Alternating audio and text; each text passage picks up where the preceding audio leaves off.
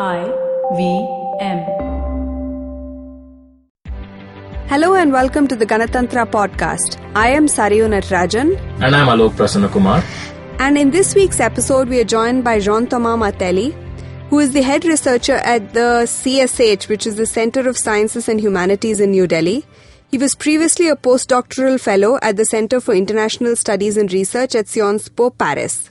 His scholarship in political science and political sociology focuses predominantly on generational politics in the Indian context, and that is something to keep in mind because it becomes relevant in the course of this episode. His work concentrates on contemporary student politics, left activism, youth political careers, and processes of politicization in Indian campuses. His work has also led him to create the Parcha, the pamphlet repository for changing activism, an online platform of more than 70,000 original pamphlets and activist material produced by student organizations in New Delhi. He also compiles textual databases of various kinds, ranging from public speeches of Indian prime ministers to tweets of Indian politicians. He's received a PhD from King's College London, and his thesis is titled, "JNU is not just where you go, it's what you become. Everyday political socialization and left activism at Jawaharlal Nehru University." Welcome, JT. So, JT, just before we jump in to talking about your work, we'd love to hear a little bit more about what you do right now at CSH. Yes, of course. I'm very glad to be on your platform, and I hope your listeners will be also glad to listen to this podcast. I'm a political ethnographer, and currently I'm based at this research center called CSH, in which I examine the production of political representation among educated youth, with a particular focus on the current Indian context. My fieldwork and my doctoral dissertation was focusing on a university called Jawaharlal Nehru University, which is based in New Delhi. But my current focus is much broader than that, and examining the role of university spaces in the production of political capital. So JT, since you mentioned JNU, that sounds very fascinating. Can you tell us a little bit about your thesis? What was the area of research and what are your main findings? Of course. So my ethnography on GNU was based on the study of those sections of the students who become politicized and participate to political activities either as part of student organization in campus or just as individuals who become progressively committed into participating to political activities.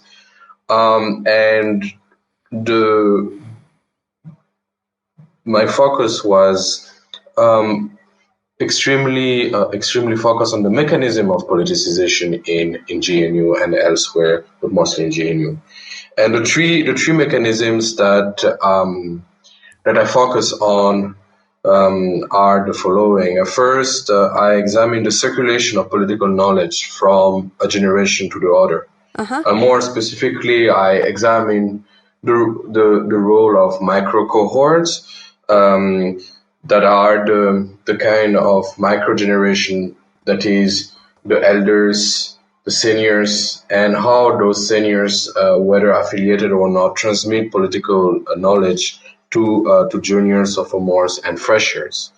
That is the first kind of mechanism that enables politicization in a campus such as GNU. Second, I looked at the competition that happened in such spaces, GNU, but also beyond in what we call central universities in India. I examined how this competition between student outfits and political groups enables the spillovers of political knowledge. When competition is happening in campus, there is a certain form of value-based form of competition, which is very important and therefore enables the creation of new political idioms and the development of those political idioms outside of campus. And the third aspect, I examine how self-fashioning in campus enables form of political legitimacy. I more specifically looked at the way left student organization claim representation of various student groups, including Dalit and Muslim communities, through fashioning a D-class self and removing signs of a political elitism and social elitism. That were the three kind of mechanisms that I unveiled in Jawaharlal Nehru University, and I used the case study to kind of examine what I call generational communities and their impact in Indian politics. Generational communities, in a sense that of groups of students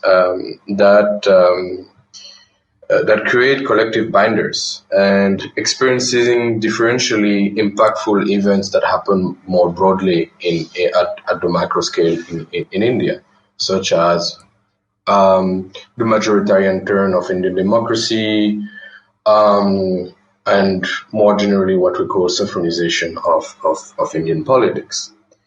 I just coined this notion of generational communities in order to identify what the political potential in campus spaces.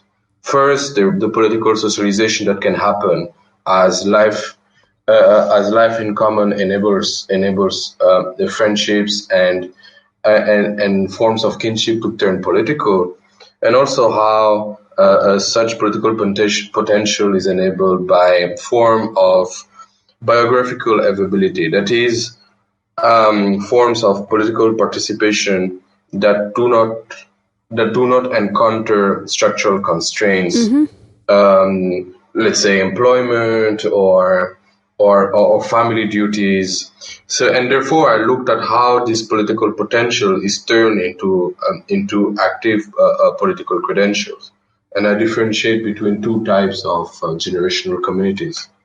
One that I call natural community, in which hierarchies are reproduced, in which caste is reproduced, gender is reproduced, and in which the kind of politics that is developed is based on individual benefits, limited political scopes, and non-ideological form of political participation. And on the other side, I examine generational communities as what I call political communities, in which the engagement with ideational notions and values enables to renegotiate those notions that exist in the broader society. And I did that because I believe it was extremely important to break two forms of stereotypes regarding student politics in the Indian context. One, that student politics and youth has nothing different from whatever is happening outside of campus spaces. That students vote like their parents, and that campuses are just the extension of national politics in captive communities such as campuses. And the second trap I wanted to avoid was the kind of stereotypical conceptions of youth as either dire revolutionaries, indisciplined villains, born entrepreneurs, or dynasts. Yeah. So I wanted to break the kind of stereotypes that exist around the pre-notion we have about student politics in India. So what would you use as an example of the two categories that you just mentioned? Whose politics do you think fits into the first kind of generational politics, and whose fits into the second kind of politics? Yes, of course. Let me give you a couple of examples. Sure. Based on what I wrote in the recent years, and based also on the literature that exists on student politics. First, let me give you a few examples of natural communities. First example, I take it from Riti Lukos, in which she studies anti-strike protests in Kerala in private non-metropolitan colleges.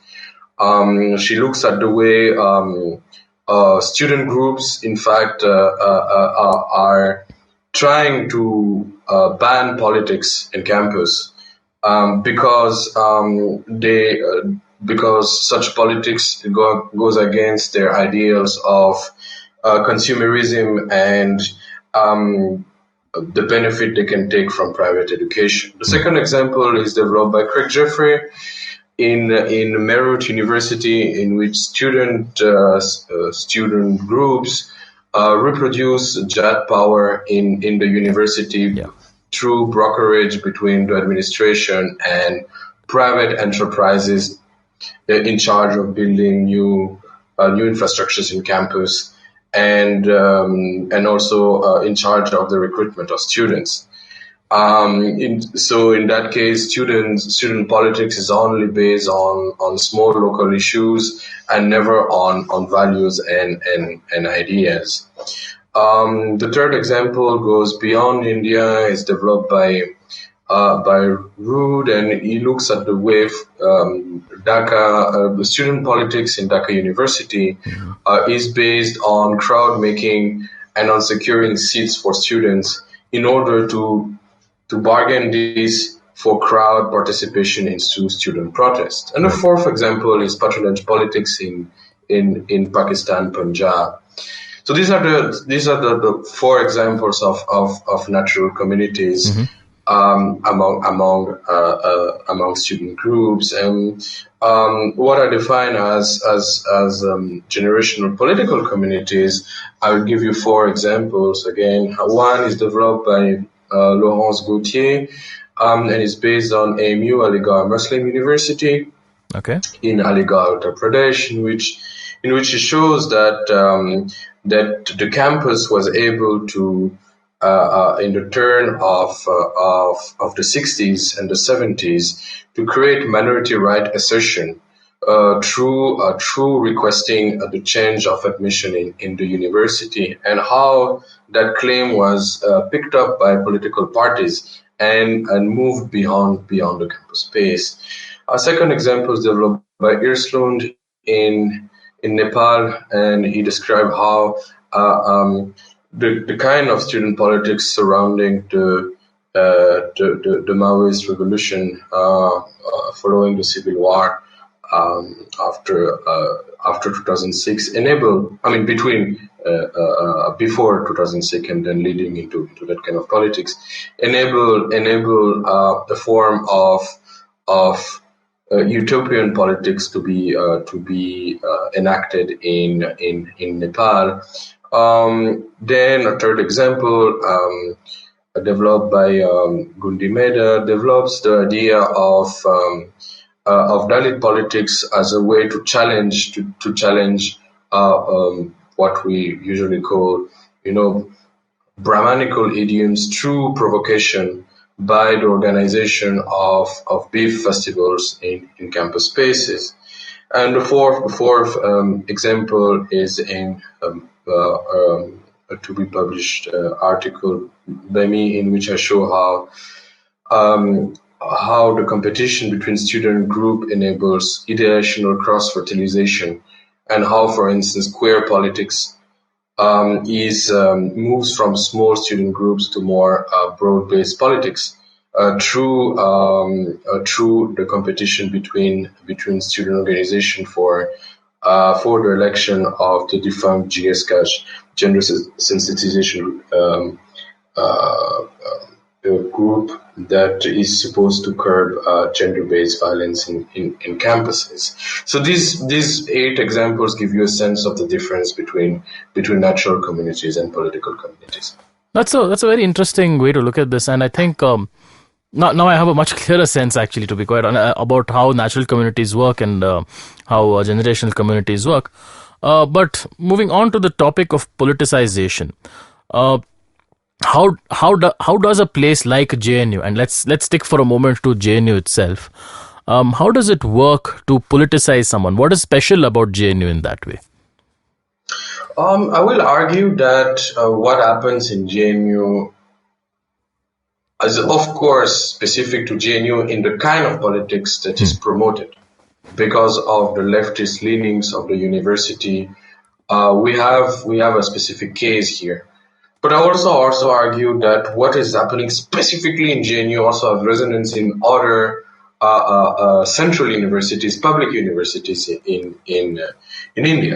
So I was discussing just before the idea of micro cohort and circulation of political idioms. So I show how student organizations are able to politicize the newcomers, the new batches of students through mundane acts of sheltering students in the room, through student assistance, and through the organization of political activities that are beyond the class space and are organized in spaces of socialization, such as canteens and dabas. So I show that these are extremely important factors in politicizing students.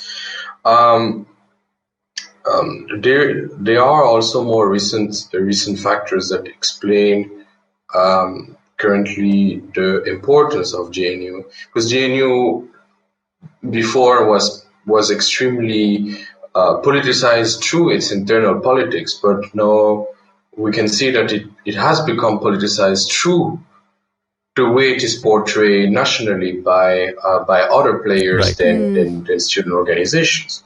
And the labeling and the targeting of GNU and other universities as enemies of India has created the condition for self-selection of political students within the campus. So the campus has become more political because it has become a political symbol, and therefore it attracts people who want to pursue politics and want to challenge the way politics is conducted in the country at the moment. Yeah, so it feeds into the idea that it promotes or sort of allows for a certain kind of politics to remain, and therefore attracts a certain kind. So it's self-fulfilling in that sense. That's a very interesting point. I'd like to sort of use that to pull into another piece of work that you did as a part of your doctoral dissertation, but I think in a longer sense, because you recently had an exhibition of the pamphlets that you collected during the course of your research. Could you talk a little bit about that? Because, one of the thoughts that come to mind in the context of the current conversations around GNU and, institutions, educational institutions more broadly, is the overwhelming prevalence of social media and digital media in the dissemination of information, and in some ways even in the process of politicization. So how does that sit with sort of more traditional materials that are used in the political process, in the politicization process as well? Is the leaflet dead? Would love to understand that a little bit more.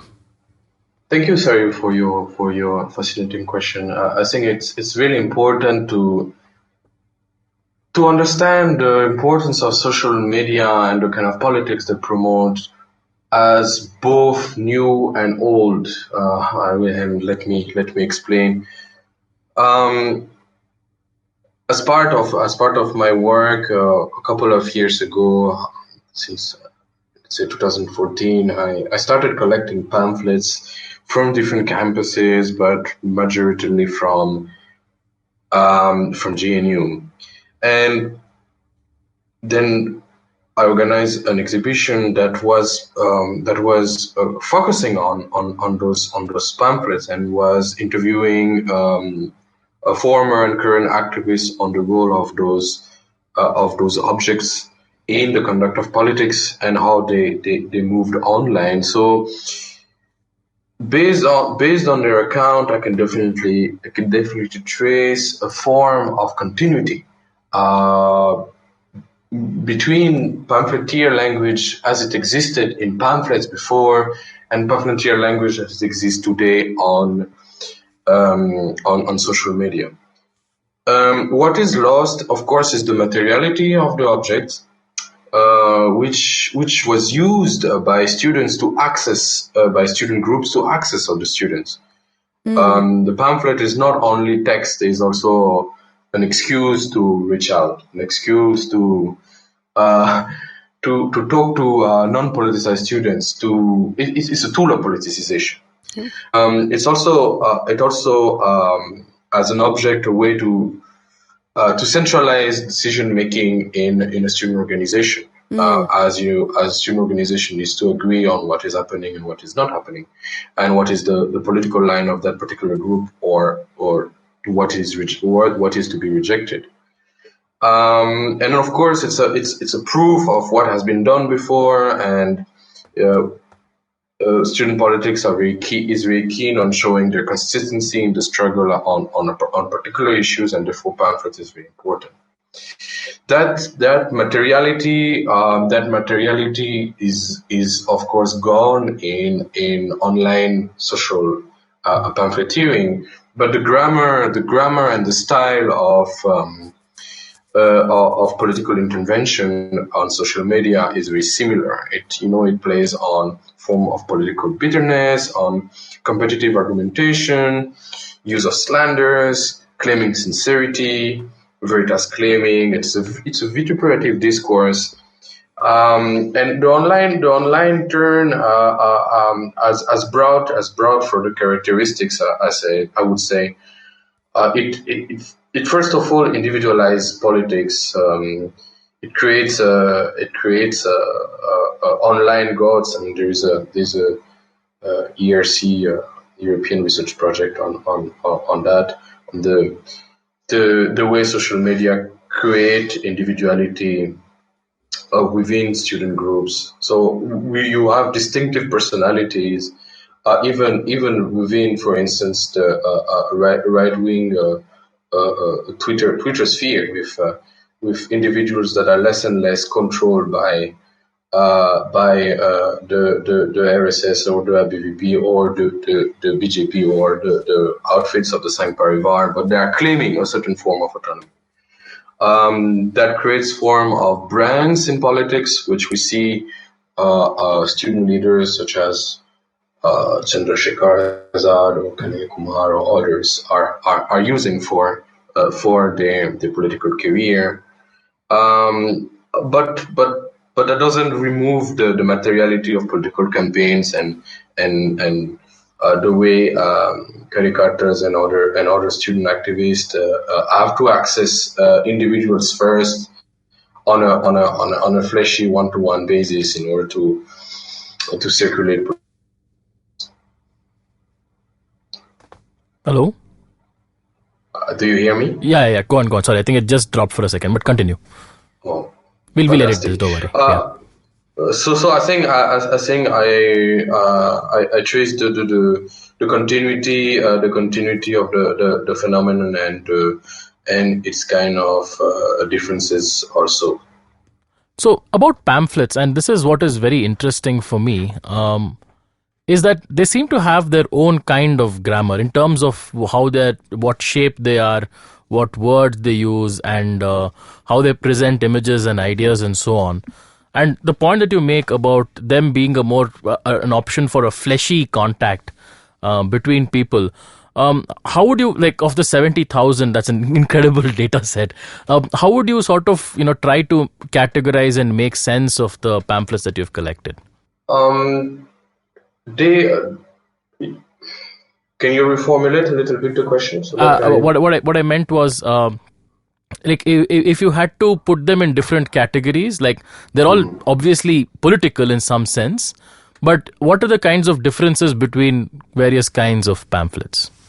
Of course. So I would say that that pamphlets are in campuses such as Jawaharlal Nehru University, Hyderabad Central University, Osmania, Jadavpur University, and a few other universities that has certain limitation in terms of scale.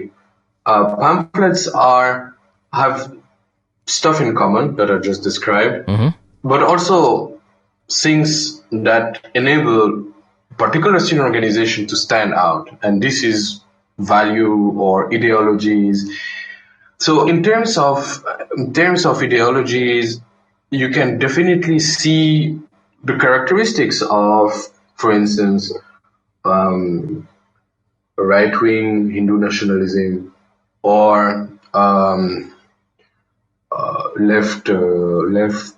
communist political movements, and it enables also to see the inner differences between a particular block of ideas. For instance, you can see very much differences in terms of pamphlet making between the SFI, the Student Federation of India, which is the student branch of the Communist Party of India Marxist, and I would say ISA, the All India Student Association, which is the student wing of the Communist Party of India Marxist Leninist. Right. And from the outside, they look the same, but when you look at the way at the pamphlet, there's a very different kind of narrative that is unfolded. The language of ISA is much more emotional, much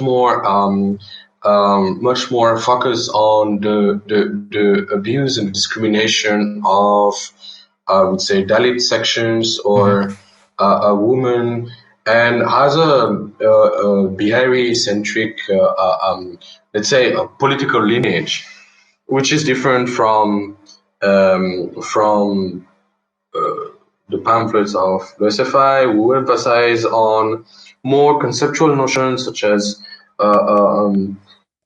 capitalism or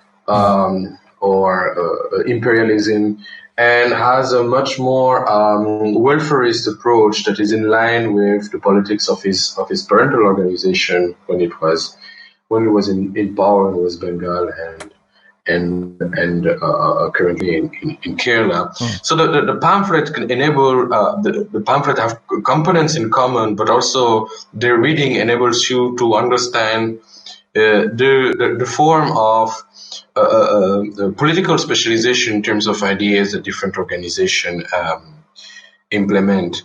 It also, I would say, enables you to locate forms of cross-fertilization. You see, as pamphlets are issued in such a small space on the campus, you see pamphlets stealing ideas from other organizations. You see, for instance, I remember of a 1997 pamphlet of Kavita Krishnan, who is now CPML, CPIML, head of the women's wing, and also she is editing the monthly publication of ML, which is called Liberation. And you see that she is one of the first who kind of identified feminist idioms within other pamphlets and tried to integrate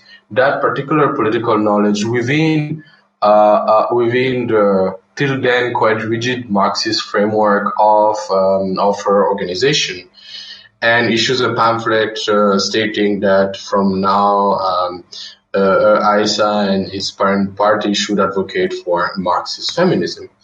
So pamphlets are important objects to locate the occurrences of those forms of cross-fertilization that happen within campus spaces. Yeah, that sounds interesting. And I suppose that tells us about how ideas spread within a space like JNU.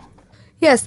So, building off of that, would love to sort of kind of vocabularies of politicization as well as the broader context of institutional repression that is ongoing. There's a certain exceptionalism attached to JNU in this context as the site of the Tukde gang and very many other vocabularies that have been built up. But, if you could talk a little bit more from your research to current events and help us parse through both the broader narrative from the state's perspective, but also within JNU and how to think about it. We'd love to hear. Thank you, Sayu, for this fascinating question. I think that what we are witnessing in the current context is a very interesting kind of conjecture of two things. First, as you said, is a form of attempt of the current government to target campuses, and not only GNU, we see now AMU, we see Jamia, we see HCU and other campuses. It was the case not too long ago in Jadavpur University. Right. Yes. It was the case not too long ago in FTII in Pune. Yes. We see the campuses who are extremely limited space. They are small, and in terms of share of population, it is small. In terms of share of students, it is so small. When we compare it to private education, it is also small amount of students. But the fact that they are targeted by the government, that they are transformed into a public enemy, makes the campus a form of political opposition, to the current regime, and this corroborates a set of elements that I touched before, and that I can elaborate on, that makes the campus a potential political space. So if we now move out of GNU and look at, for instance, what has happened in Jamia in the past few weeks, we see that campuses have been able to train what I call early risers and initiators. That means those who will take the initial risk when it comes to political protest.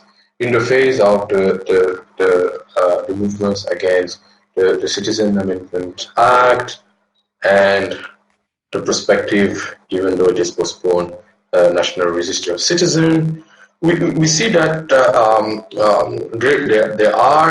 there is a tremendous desire from sections of the population to protest, but that the actual ability to protest is triggered by the action of those early risers and initiators who will take the risk and then be, for instance, attacked by the police, which in turn enable campus spaces to act as nodal points. Like first physically, because the campus is connected to neighborhood, how Jamia connects to Jaminagar, how Jamia connects to Shaheenbagh, that have been two hotspots of the protest, of the recent protest.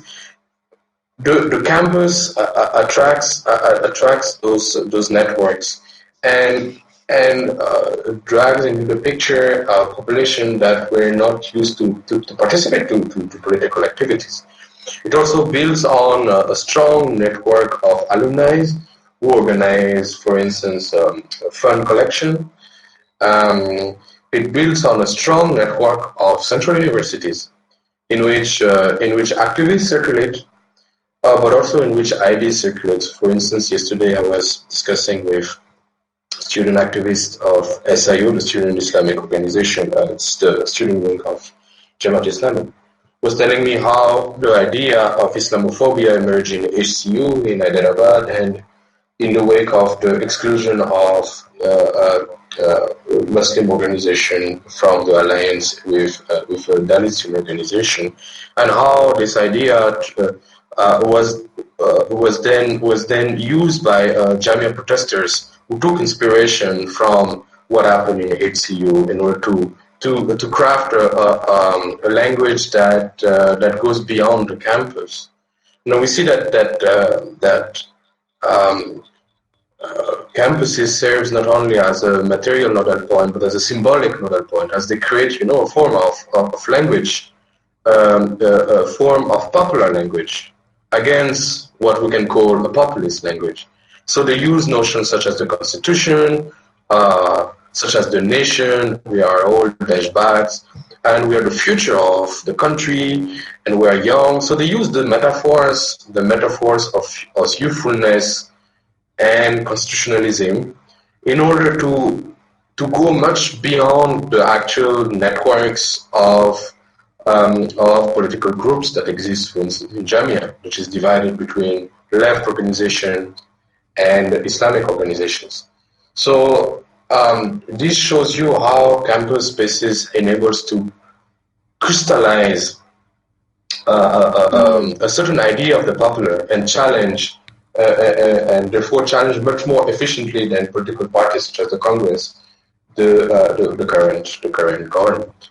No, and I suppose in that sense, it's kind of interesting that its location also perhaps has a bearing. And as you rightly pointed out, it's not as if JNU is the only university which has been at the receiving end of the government's attentions, shall we say. We have seen, and as you rightly pointed out, FTI, TIS also actually, FTI, TIS, Central University of Hyderabad and so many places. But JNU as this, its location in Delhi, only a few kilometers away from the seat of power, also perhaps gives it that prominence. We are just out of time for this particular episode, and thank you so much for your insights. I think it was very useful to think, for me at least, to understand how politicization works. And I think what you presented breaks down those stereotypes that all of us are fed in other ways. And it's not just one kind of stereotype. There are multiple kinds of stereotypes here which need to be broken down to understand truly what JNU represents as a space. Yes, and absolutely. And even in thinking about the forms of transmission of political identity and politicization of students, it's very interesting to think about both the materiality that you mentioned through leaflets and that interpersonal connect, but also more broadly through the ways in which politicization occur, through the unions, through external contacts, and sort of many other ways and means. Thank you very much, JT. We really enjoyed this conversation. I think in this current moment, in thinking about all of the events as they unravel, it's critical to have this perspective of how the process actually unfolds and your learnings from your fieldwork at JNU. Thank you so much, Sarah, and I look for your very astute questions, and I hope the audience and your listeners will be glad to reflect on those indeed important issues. Yes, absolutely. Thank you all for tuning into the Ganatantra podcast. Stay tuned for more episodes. Goodbye. See you next Wednesday.